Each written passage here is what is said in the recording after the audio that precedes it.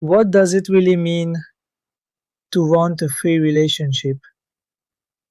Is it a genuine soul calling, an authentic longing for a different way of loving? Or is it the energy of Uranus transiting your seventh house and you can't quite tell the difference yet? Sometimes it's both, and that's where it grows complicated. A friend of mine had Uranus just entering his seventh house.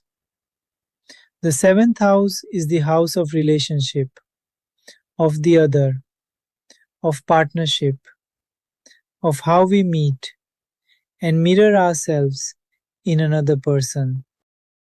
When the energy of Uranus crosses that threshold, everything about how we relate begins to feel different.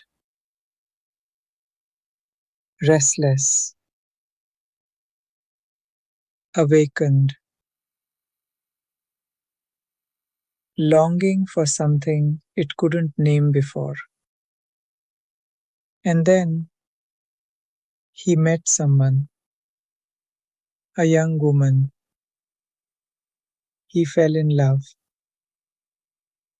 Now, in his chart, the vertex was sitting right there, conjunct his seventh house cusp, just 3 degrees from the sixth.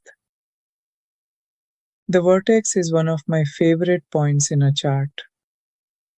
It speaks of fated encounters, meetings that feel larger than chance, that arrive as though they were always meant to. This meeting was written in. His Venus was square the descendant. His south node sextile is north node trine, evolutionary support, pointing him towards something new. His north node was in Sagittarius, his south node in Gemini. A Sagittarius north node, the soul reaching toward freedom, expansion, honesty, open sky, away from the Gemini south node pattern, scattered words, surface talk, saying many things without saying the true one. His evolutionary lesson this lifetime was to speak with radical honesty, to stop circling and say the truth directly. And the energy of Uranus in the seventh was activating all of it at once. He began trying to convince his partner to open the relationship. Slowly at first, then more intensely over the years that followed. He was speaking. The Sagittarius North Node was pressing him toward honesty. He was sincere. The longing was real. The energy of Uranus in the seventh was doing just what it does, breaking open the old form, insisting on something freer. But here's what the chart couldn't show, what no chart can show. His partner was not on the same transit.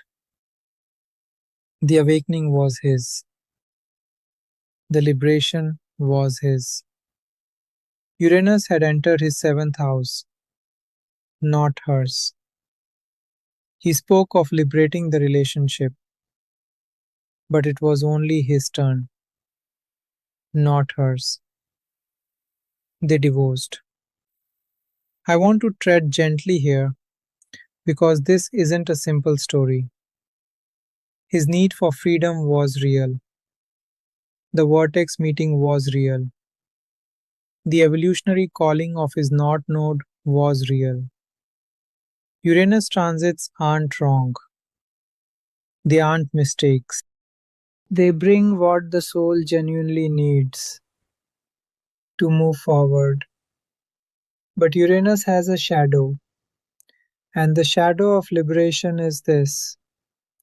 In the urgency of our own awakening, we can forget that the person beside us is on their own timeline, their own chart, their own Uranus, their own soul, with its own needs, its own pace, its own right to choose.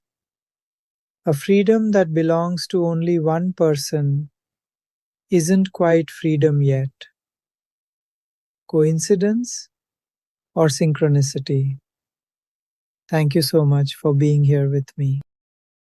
If you'd like to explore what your own chart is showing right now, I offer a range of written reports: natal, birth chart, forecast, relationship and synastry, composite chart, and composite forecast.